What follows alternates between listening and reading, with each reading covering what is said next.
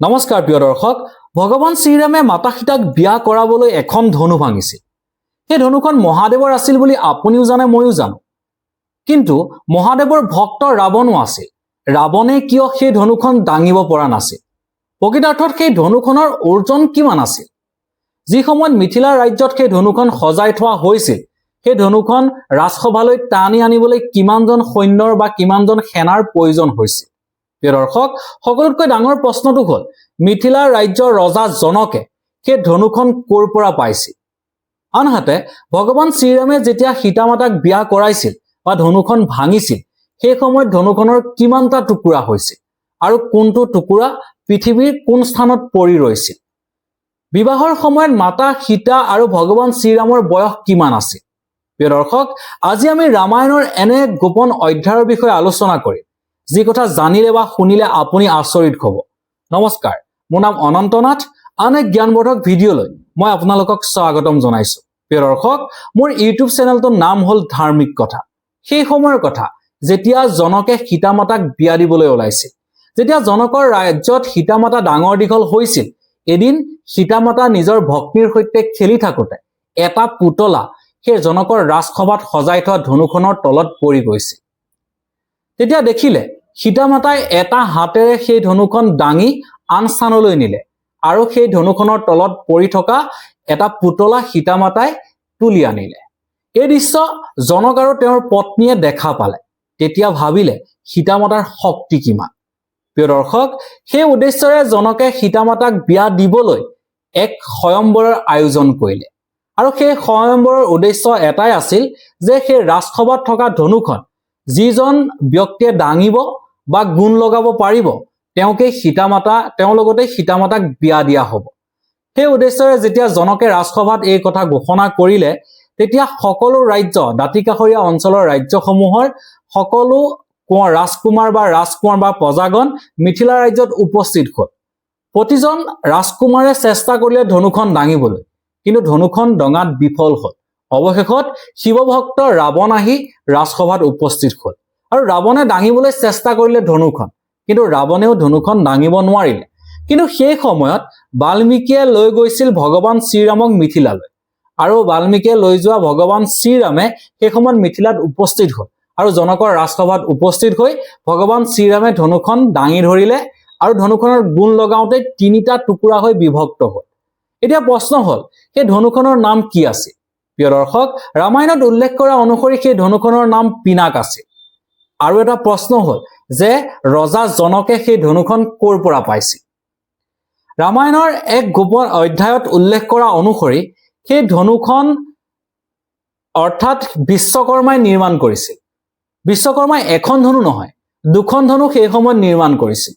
এখনৰ নাম আছিল পিনাক আৰু আনখনৰ নাম আছিল সাৰংগ কিন্তু সেই ধনু দুখন ইন্দ্ৰদেৱে লৈ আহিছিল ইন্দ্ৰদেৱৰ উদ্দেশ্য এটাই আছে যে এখন ধনু ভগৱান বিষ্ণুক দিব আনখন ধনু মহাদেৱক দিব অৰ্থাৎ হৰ আৰু হৰিৰ মাজত দুখন ধনু ভাগ কৰি দিব সেই উদ্দেশ্যৰে ইন্দ্ৰদেৱে এখন ধনু শিৱক দিছিল যিখন ধনুৰ নাম আছিল পিনাক আৰু আনখন ধনু ভগৱান বিষ্ণুক দিছিল যিখনৰ ধনুৰ নাম আছিল সাৰংগ সেই উদ্দেশ্যৰে ইন্দ্ৰৰ এটাই উদ্দেশ্য আছিল যে হৰ আৰু হৰিৰ মাজত যুদ্ধ লগাব আৰু কোনজন বেছি পৰাক্ৰমী বা কোনজন বেছি শক্তিশালী ইন্দ্ৰই প্ৰমাণ চাব কিন্তু হৰ আৰু হৰিয়ে যেতিয়া যুদ্ধ কৰিবলৈ আৰম্ভ কৰিছিল সেই সময়ত আকাশবাণী বাজি উঠিল আকাশবাণীত কোৱা হ'ল যে সেই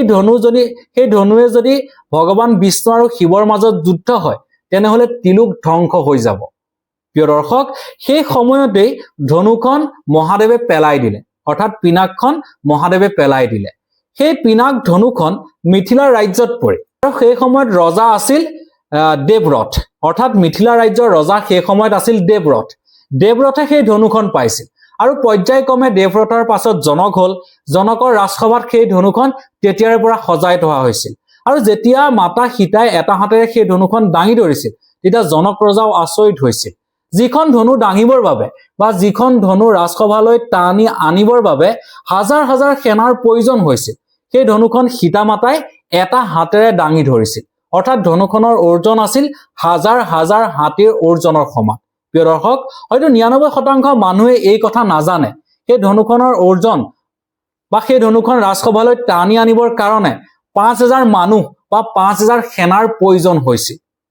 প্ৰিয় দৰ্শক, এতিয়া আহিছো আন এক অধ্যায়লৈ, অৰ্থাৎ ৰামচৰিত মানসত তুলসী দাসে উল্লেখ কৰা সেই অধ্যায়লৈ, যি অধ্যায়ৰ কথা শুনিলে আপুনি আচৰিত হ'ব। প্ৰিয় দৰ্শক, ৰামচৰিত মানসত তুলসী দাসে উল্লেখ কৰা অনুসৰি সেই ধনুখন যেতিয়া ভগৱান শ্ৰীৰামে মিথিলাৰ ৰাজসভাত সজাই থোৱা ধনুখন যেতিয়া হাতেৰে দাঙি ধৰিছিল, ৰাজসভাত বহি থকা অগণন প্ৰজা বা অগণন ৰাজকুমাৰে গমেই পোৱা নাছিল যে ভগৱান শ্ৰীৰামে সেই ধনুখন তুলি ল'লে। আনহাতে ভগৱান শ্ৰীৰামে ধনুখন তুলি ল'লে, তুলি লৈ পেলাই যেতিয়া ধনুখনত গুণ লগালে, ধনুখন 3টা টুকুৰাত বিভক্ত হ'ল। আৰু এই ধনুখন ভাগি যোৱাৰ শব্দ ইমানেই মহান আছিল বা ইমানেই ডাঙৰ আছিল, পৃথিৱী কঁপি উঠিছিল। আৰু সেই পৃথিৱী কঁপি উঠা দেখি পৰশুৰাম আহি মিথিলা ৰাজ্যত উপস্থিত হৈছিল। আৰু পৰশুৰাম আহি মিথিলা ৰাজ্যত উপস্থিত হোৱাৰ পিছতে ভগৱান শ্ৰীৰাম আৰু লক্ষ্মণক প্ৰশ্ন কৰিছিল যে সেই ধনুখন ভাঙিবলৈ তেওঁলোকে অধিকাৰ ক'ত পাইছিল। সেই সময়ত ভগৱান পৰশুৰামে ভগৱান শ্ৰীৰামক চিনি পোৱা নাছিল যে ভগৱান শ্ৰীৰাম কাৰ অৱতাৰ। আনহাতে বিষ্ণুৰ অৱতাৰ আছিল পৰশুৰাম আৰু ভগৱান শ্ৰীৰামো আছিল বিষ্ণুৰ অৱতাৰ। কিন্তু সেই সময়ত পৰশুৰামে চিনি পোৱা নাছিল, কাৰণ পৰশুৰামৰ সেই সময়ত পুৰা খং উঠি আছিল। আৰু সেই সময়ত পৰশুৰামে ভগৱান শ্ৰীৰামক কৈছিল যে তুমি হৰধনু ভাঙিলা, ঠিকই আছে, কিন্তু মোৰ হাতত বিষ্ণুৰ ধনু আছে, তুমি সেই ধনুখন যদি গুণ লগাব পাৰা তেতিয়াহে তুমি পৰাক্ৰমী বুলি এজন ৰাজকুমাৰ বুলি মই মানি লম। আৰু সেই অনুপাতে পৰশুৰামে সেই বিষ্ণুৰ ধনু আহ্বান কৰিলে, বিষ্ণুৰ ধনু আহি পৰশুৰামৰ হাতত উপস্থিত হ'ল আৰু সেই ধনু ৰামক দিয়া হ'ল। কিন্তু ৰামে একেধৰণে যেনেদৰে শিৱৰ ধনু দাঙি ধৰিছিল, তেনেদৰে পৰশুৰামে দিয়া বিষ্ণুৰ ধনু দাঙি তুলিছিল। আৰু সেই ইয়াৰ পিছতে পৰশুৰামে গম পাইছিল যে এইজন কোন হয়, এইজন ভগৱান শ্ৰীৰাম বিষ্ণুৰ অৱতাৰ হয়। কিন্তু ভগৱান শ্ৰীৰামে যেতিয়া ধনুখনত গুণ লগাইছিল, অৰ্থাৎ পৰশুৰামৰ ধনু নহয়, মহাদেৱৰ ধনুখনত যেতিয়া গুণ লগাইছিল, পিনাকখনত গুণ লগাওঁতে পিনাকখন 3টা টুকুৰা হৈ বিভক্ত হৈছিল। সেই ধনুখন যেতিয়া বিভক্ত হৈছিল, এতিয়া এটা টুকুৰা স্বৰ্গলৈ গৈছিল, আনটা টুকুৰা পতাললৈ গৈছিল আৰু মধ্য টুকুৰাটো পৃথিৱীত পৰি ৰৈছিল। প্ৰিয় দৰ্শক, পৌৰাণিক গ্ৰন্থসমূহ বা ৰামায়ণৰ এক অধ্যায়ত উল্লেখ কৰা অনুসৰি সেই মধ্য টুকুৰাটো নেপালত পৰিছিল। নেপালৰ ধনুষাসুৰ জিলাত সেই মধ্য টুকুৰাটো পৰিছিল। প্ৰিয় দৰ্শক, আজিও সেই জিলাখনত ধনুষাসুৰ নামৰ এখন ধাম আছে আৰু সেই ধামখন জনকপুৰৰ পৰা মাত্ৰ 20 কিলোমিটাৰ দূৰত অৱস্থিত। আজিও সেই ধামলৈ অসংখ্য প্ৰজাগণ আহে বা অসংখ্য ভক্ত গৈ সেই ধনুষাসুৰ ধামত পূজা কৰে ভগৱান শিৱৰ আশীৰ্বাদ পাবলৈ। প্ৰিয় দৰ্শক, এতিয়া আহিছো আনটো প্ৰশ্নলৈ। বিয়াৰ সময়ত মাতা সীতা আৰু ভগৱান শ্ৰীৰামৰ বয়স কিমান আছিল? পৌৰাণিক গ্ৰন্থ বা বিভিন্ন ধৰণৰ গ্ৰন্থ বা লোককথাত বহু কথাই উল্লেখ আছে, কিন্তু আমি ৰামায়ণৰ বা বাল্মীকি ৰামায়ণৰ মূল কাণ্ডৰ পৰা আমি ক'বলৈ ওলাইছো আপোনালোকক মাতা সীতা আৰু ভগৱান শ্ৰীৰামৰ বয়স কিমান আছিল। বিয়াৰ সময়ত মাতা সীতাৰ বয়স আছিল 18 বছৰ আৰু ভগৱান শ্ৰীৰামৰ বয়স 25 বছৰ। প্ৰিয় দৰ্শক, আনহাতে স্কন্ধ পুৰাণ পদ্ম পুৰাণৰ মতে বিয়াৰ সময়ত সীতাৰ বয়স 16 বছৰ আছিল আৰু ভগৱান শ্ৰীৰামৰ বয়স 25 বছৰ আছিল। কোনটো শুদ্ধ বা কোনটো সত্য, ইতিহাসবিদ বা ধৰ্মগুৰুসকলৰ মাজত মতভেদ আছে বা এতিয়াও মতভেদ চলি আছে। সেয়ে যুগ সামাজিক নিয়ম